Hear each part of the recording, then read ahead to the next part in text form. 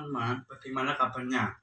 Nama saya Davindia dari kelas 6A, absen 16. Sekarang saya akan mempresentasikan hewan dan ekonomi ASEAN. Gajah putih merupakan hewan yang dianggap suci di Thailand, Myanmar, dan Kamboja. Karena gajah putih dipercaya memberikan peran kelahiran agama Buddha. Sampai gajah putih muncul di bendera Siam pada tahun abad 19 sampai abad 20. Indonesia dikaruniai lautan yang luas daripada luas daratan. Ada potensi perikanan. Contoh ikan tuna yang dicari oleh bangsa Jepang, Uni Eropa, Amerika, dan Cina. Tahukah kalian, burung takut dahan hidup di Malaysia dan dilindungi negara. Kemampuan berkembang biak hewan ovipar. Hewan yang berkembang biak dengan cara bertelur disebut ovipar. Contoh ayam dan bebek. Vivipar. Hewan yang berkembang biak dengan cara melahirkan disebut vivipar. Hewan yang vivipar sangat banyak. Contoh sapi, kucing, dan kambing. Ovovivipar. Hewan yang berkembang biak secara bertelur dan melahirkan dinamai ovovivipar. Contoh hewan ovovivipar adalah ular dan hiu. Ekonomi ASEAN. Kawasan Asia Tenggara terletak di jalur perdagangan dunia. Wilayah ASEAN menjadi jembatan bangsa Eropa dan Afrika ke Asia Timur. Oleh karena ini, ASEAN memiliki kekayaan SDA dan jadi kekuatan negara. Brunei memiliki sumber daya alam berupa minyak dan gas alam. Brunei menjadi negara dengan PDB atau penghasilan per kapita tertinggi di ASEAN. Filipina, negara kepulauan yang mata pencahariannya tanian dan juga dapat membangun sektor pertanian menjadi lebih baik.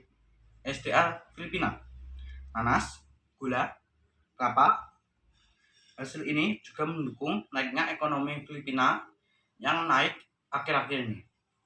Indonesia, sebagai negara yang kepulauan terbesar di ASEAN, Indonesia kaya akan SDA. Untuk memperkuat ekonomi Indonesia melakukan ekspor minyak dan gas dan sektor tambangan dan pariwisata. Di pertambangan cukup memuaskan. Barang, besi, emas dapat memperkuat ekonomi Indonesia dengan cara menjualnya di pasar internasional. Di pariwisata juga sukses karena banyak turis di daerah wisata yang terus berkunjung.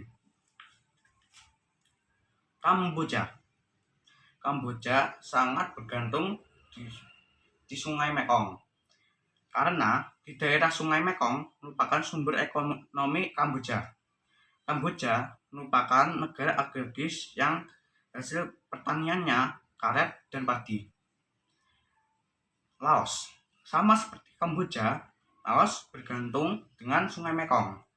Karena daerah-daerah di sekitar Sungai Mekong datarannya subur dan mudah tanami. Hasil panen Laos adalah karet, padi, dan gandum. Malaysia, sumber ekonomi Malaysia adalah industri, pertambangan, pertanian, dan lain-lain.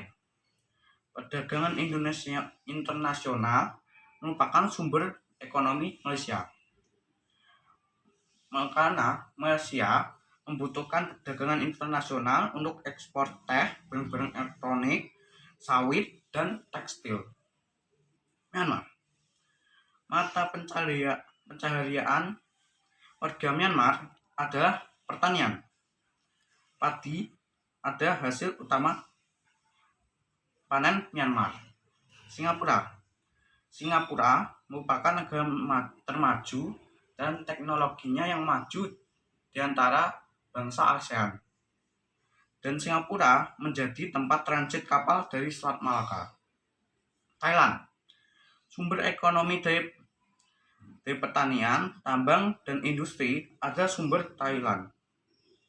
Wisata Thailand juga bagus, karena turis tertarik karena pagoda dan candi yang unik dan membuat pemerintah Thailand untung.